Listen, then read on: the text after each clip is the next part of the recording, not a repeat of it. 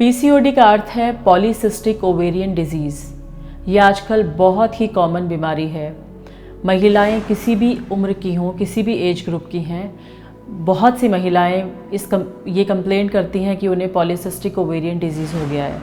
आजकल शायद हर तीसरी लड़की को पॉलीसिस्टिक ओवेरियन डिजीज़ सुनने में आता है। तो बहुत से लोग हैं जो एलोपैथी की तरफ भागते हैं, दवाइयाँ खाते हैं।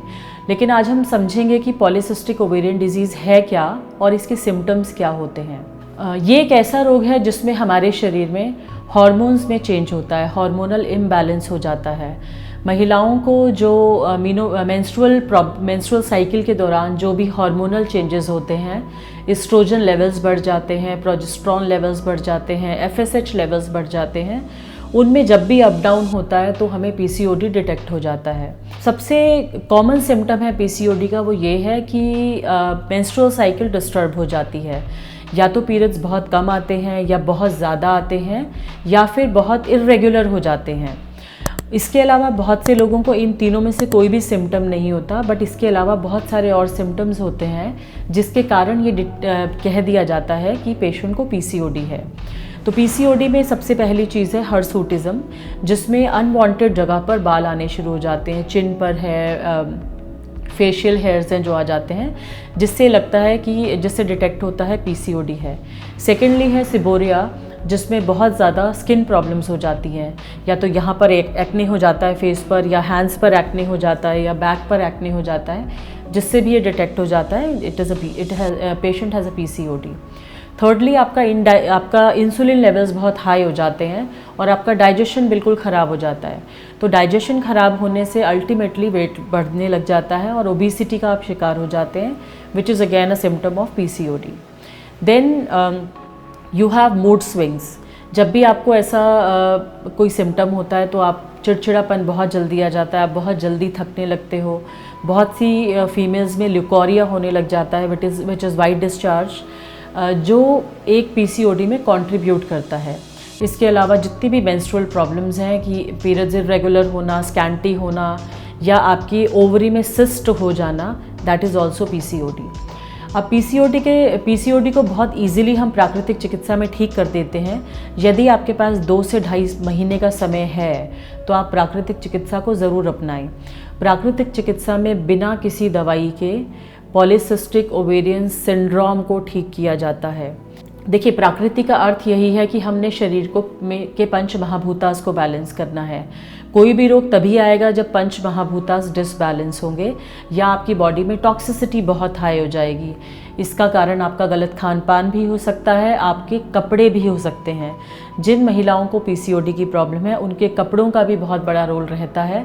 जो लोग टाइट जीन्स हमेशा सारा दिन सोते उठते पहनते हैं, उनको भी पीसीओडी हो जाता है। सबसे पहले बात करेंगे प्राकृतिक चिकित्सा में हम इसका इलाज कैसे करेंगे, कौन कौन सी चिकित्सा से करेंगे। सबसे पहली चीज़ है कटी स्नान। कटी स्नान एक हाइड्रोथेरेपी है जिसमें हम एक टब लेते हैं, जो आपके साइज़ का टब हो, जिसमें आप बैठ सकते हैं। आपके जेनिटल्स पानी में रहें, गर्म या ठंडा पानी डिपेंड करेगा कि मौसम कैसा है। और यदि आपको शरीर में दर्द है तो हमेशा वो गर्म पानी रहेगा, लेकिन यदि शरीर में इन्फ्लामेशन है तो ठंडा पानी रहेगा। आपको खाली पेट या खाने के 2 से ढाई घंटे बाद उस टब के अंदर बैठना है। अपने कपड़े रिमूव करके 10 से 15 मिनट आपको उस पानी में बैठना है और अपने पेट को क्लॉकवाइज डायरेक्शन में रब करना है। उसके बाद आपको शावर ले लेना है और आप अपनी दिनचर्या कर सकते हैं। ये इलाज बहुत ही ज़्यादा लाभदायक है। यदि आप 2 से ढाई महीने रेगुलर इसको लेंगे तो आपका सिस्ट धीरे धीरे डिज़ोल्व होना शुरू हो जाएगा और आपकी बॉडी से निकल जाएगा in any of the forms. Second treatment है इसके लिए वजाइनल डूश। डूश का अर्थ है कहीं भी कुछ भी किसी प्रेशर से देना।